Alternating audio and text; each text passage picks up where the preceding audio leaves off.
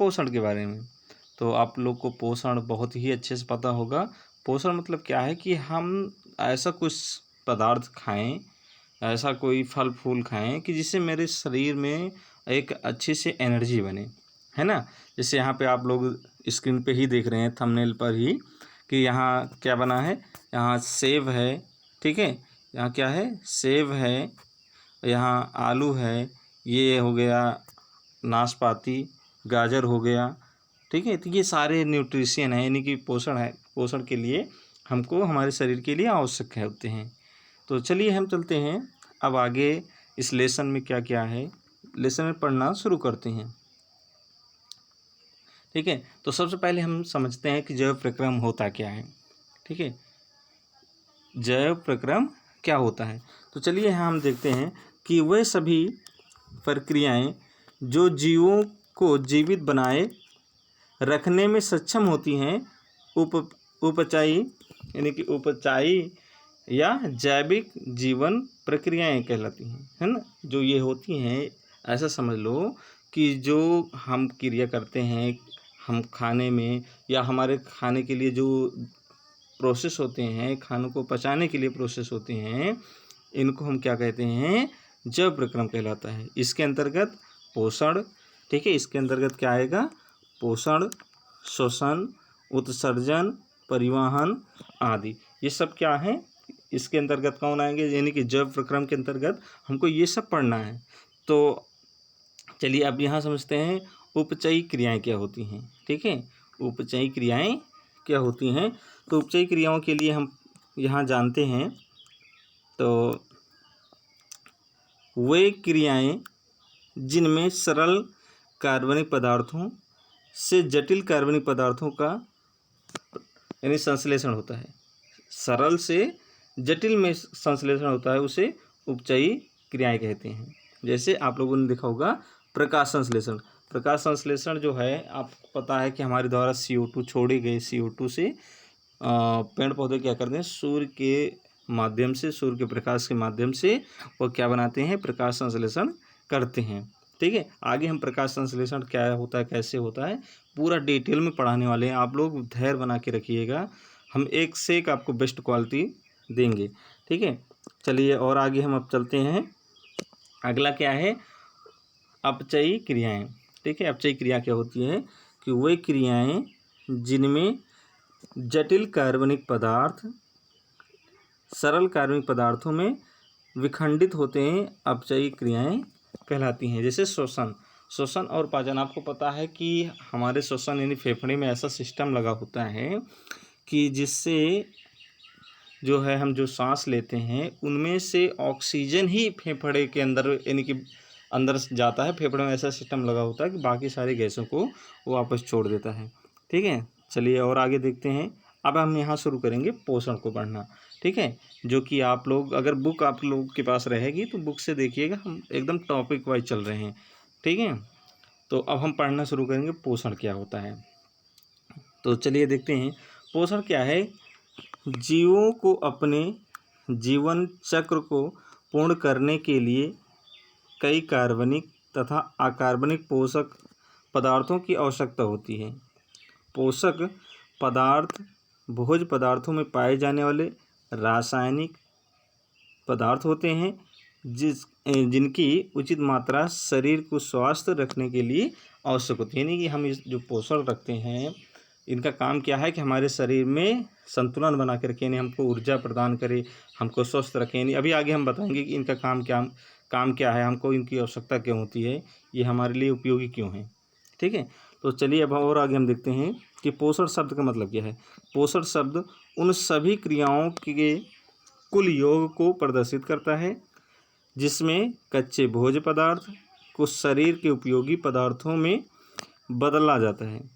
इससे प्राप्त ऊर्जा का उपयोग विभिन्न उपापचयी क्रियाओं तथा मरम्मत व वृद्धि हेतु, यानी कि अगर ये पोषण नहीं होगा तो हम अपने शरीर की वृद्धि नहीं कर पाएंगे। आप लोगों ने देखा होगा कुछ लोग क्या शरीर सही रहता है, हाथ पांव जो है हल्का पतला पतला हो जाता है, मतलब वो कुपोषण की शिकार के टाइप होते हैं।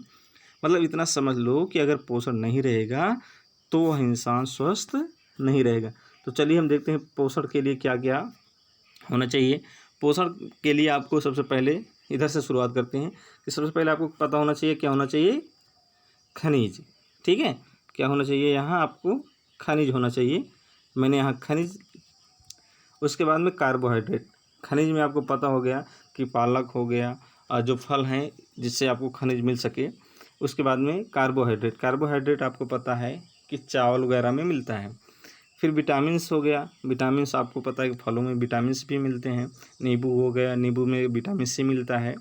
ठीक है, और उसके बाद में आपको विटामिन ए, विटामिन ए में आपको पता है कि दूध, ठीक है, दूध है, हरी सब्जी वगैरह, सॉरी क्या कहते हैं, लाल रंग की सब्जी जैसे गाजर वगैरह हो गया, ये सब में होता है। तो अब आपको वसा, वसा तो पता ही है क्या होता है, तेल वाला चीज़। और प्रोटीन्स, ठीक है, प्रोटीन्स में भी आपको पता है घी, मक्खन, ये सारे क्या हैं, प्रोटीन्स। इन सब का मिश्रण, यानी इधर से इन सब को मिला दिया जाए तो इससे क्या बनेगा, ये सब क्या कहलाएंगे, पोषण कहलाएंगे। ठीक है, ये सब क्या कहलाएंगे, पोषण कहलाएंगे। तो आपको इतना समझना है कि जितने भी हमारे पास विटामिन, खनिज लवण, कार्बोहाइड्रेट, ये सारे चीज़ मिला के क्या बनाते हैं, पोषण के अपघटक कहलाते हैं। यानी कि इनको हम कहें कि पोषण क्या है, तो पोषण इन्हीं घटकों से मिलकर बना होता है। ठीक है, तो चलिए हम और आगे देखते हैं। अब हमको आगे पढ़ना है कि पोषण की आवश्यकता की, यानी कि पोषण या भोजन की आवश्यकता हमको क्यों पड़ती है, हमको इसकी आवश्यकता क्या है। अगर हम इसको ना करें तो हमारे शरीर पे कुछ असर या प्रभाव रहेगा कि नहीं। तो इसका यहाँ देखना है क्या है कि जीवधारियों के लिए भोजन आवश्यक है, इसके लिए निम्नलिखित कार्य, यानी कि इसका कार्य क्या है, निम्नलिखित है। तो सबसे पहला यानी कि हमको क्या पढ़ना है यहाँ, सबसे पहले में कि ऊर्जा की पूर्ति। ऊर्जा की आपूर्ति हमको कैसे मिलेगी, विभिन्न जैविक कार्यों में व्यय होने वाली ऊर्जा की पूर्ति भोजन के ऑक्सीकरण के फलस्वरूप मुख्यतः ऊर्जा उत्पादित होती है। ठीक है, अगर जब ये क्या होता है कि जब हम ऊर्जा की आपूर्ति के लिए पोषण को लेते हैं, पोषण के, तो ये क्या होता है कि ये हम विभिन्न जैविक रूप में लेते हैं, जैसे कार्बोहाइड्रेट हो गया। ठीक है, जब हम कुछ भी खाते हैं तो लास्ट में आपको हम पाचन जब पढ़ाएंगे आगे इसी के जस्ट, तो हम बताएंगे छोटी आंत जो होती है, छोटी आंत का काम होता है लास्ट में कि भोजन को ग्लूकोज के रूप में बदलना। ठीक है, तो ये जो हमने यहाँ ग्लूकोज लिखा है तो इसका मतलब है कि लास्ट में भोजन जो है वो ग्लूकोज के रूप में बनता है, चाहे हम न्यूट्रिशन लें चाहे जो भी लें। ठीक है, तो अब यहाँ हो जाएगा, और फिर इसे मुक्त रासायनिक ऊर्जा, गतिज ऊर्जा के रूप में जीवधारियों की विभिन्न संरचनाओं, यानी हम जो खाते हैं वो एक प्रकार से हम पहले फल खाते हैं, वो हमारे शरीर में जाके रासायनिक ऊर्जा के रूप में बदलती है। ठीक है, यानी कि हमारे शरीर में ग्लूकोज, ठीक है, और क्या होता है, जल की मात्रा, ये सारे लोग जाके यहाँ से करते हैं तो ये CO2 में बदल जाते हैं। ठीक है, CO2 में बदलकर बाहर आते हैं। तो हम इसका आगे और जिक्र करेंगे, जब पाचन पढ़ाएंगे तो वहाँ आपको पूरा डिटेल में पढ़ा देंगे क्या है।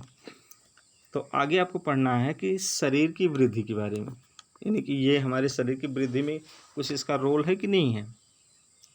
ठीक है, तो बचे हुए खाद्य पदार्थों का जीव द्रव्य द्वारा आत्मसात कर लेना। आत्मसात मतलब होता है कि जैसे पश्चात, ठीक है, यानी कि जीव द्रव्य द्वारा क्या करते हैं, बाद में इसका स्वांगीकरण किया जाता है, जिससे जीव द्रव्य की मात्रा में वृद्धि होती है एवं जीवधारियों के शरीर में भी वृद्धि होती है। इससे उपस्थित प्रोटीन्स, खनिज लवण, विटामिन्स आदि पूरे शरीर की महत्वपूर्ण भूमिका निभाते हैं।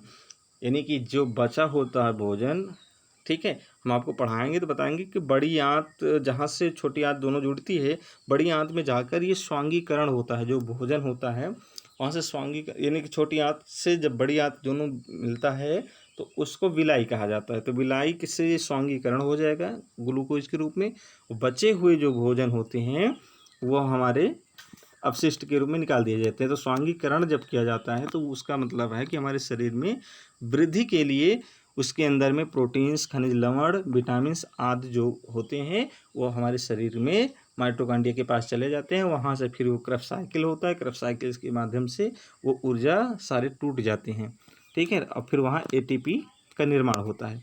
जब हम आपको कोशिका पढ़ाएंगे तो वहाँ भी बताएंगे, पाचन पढ़ाएंगे तो बताएंगे। अभी तो मैं यहाँ शुरू किया हूँ। आगे है कि शरीर में टूट फूट की मरम्मत करना।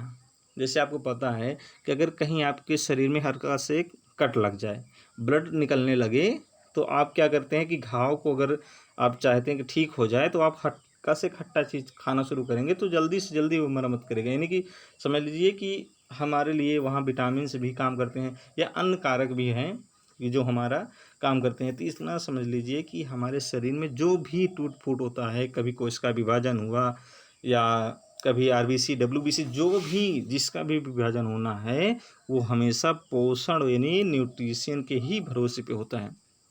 चलिए इसमें देखते हैं कि भोजन के पोषक तत्व मुख्यतया प्रोटीन्स द्वारा शरीर में प्रतिदिन होने वाले टूट फूट की मरम्मत करते हैं। इसके साथ ही खनिज लवण विटामिन्स इन मरम्मत क्रियाओं को उत्प्रेरित करते हैं।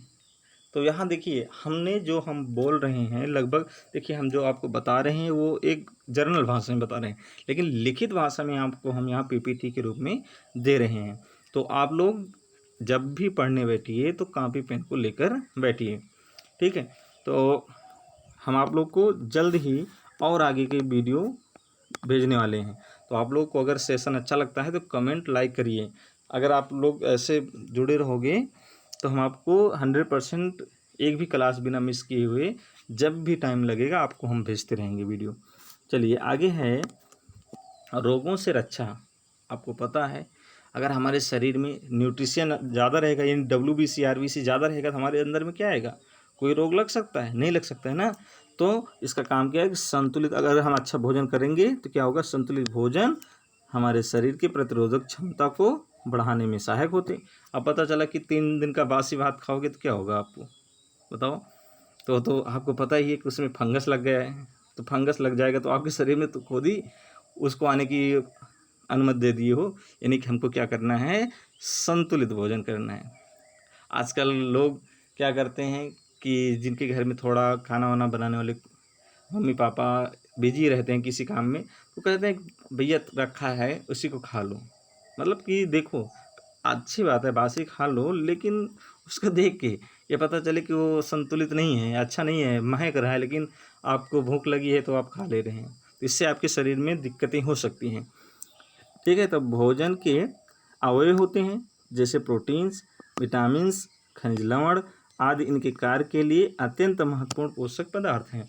अगर आप चाहते हैं कि हम स्वस्थ रहें तो अच्छा भोजन खाना है, और भोजन के साथ साथ आपको अपना प्रॉपर देखना है कि हमको किसी चीज़ की कमी, अगर आप टाइम से खाना खाओगे, टाइम से खनिज लोगे, खनिज मतलब है यहाँ से कि हमको नमक, देखिए नमक ऐसा सिस्टम है या ऐसा तत्व है कह सकते हैं कि जिसके माध्यम से या जिसकी मात्रा हमारे लिए बहुत ही आवश्यक है।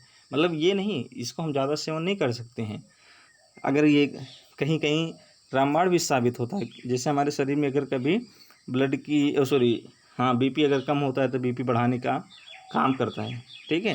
तो चलिए हम इसी के साथ अब आप लोग को आगे हम बताने वाले हैं कि स्वपोषी परपोषी, ठीक है। तो इसके बाद आप इसी में स्वपोषी परपोषी में ही आपको हम बताएंगे प्रकाश संश्लेषण। प्रकाश संश्लेषण के बाद हम आपको पाचन तंत्र पढ़ाने वाले हैं, ठीक है। एकदम चैप्टर वाइज चल रहा है। आप लोग को जो भी कहीं भी डाउट होगा आप लोग बताते रहिएगा, ठीक है। तो चलते हैं फिर आगे हम नया वीडियो आप लोग को लेकर मिलते हैं। तब तक आप लोग पढ़ते रहिएगा। जो भी दिक्कतें हैं जैसे भी है आप हमारे पास कमेंट करके ज़रूर बताएं। हम नया एक डाउट सेक्शन रखेंगे जिसमें सारे बच्चों का हम यहाँ बताएंगे क्या दिक्कत थी, कैसे थी। तो चलिए इसी के साथ वीडियो को समाप्त करते हैं।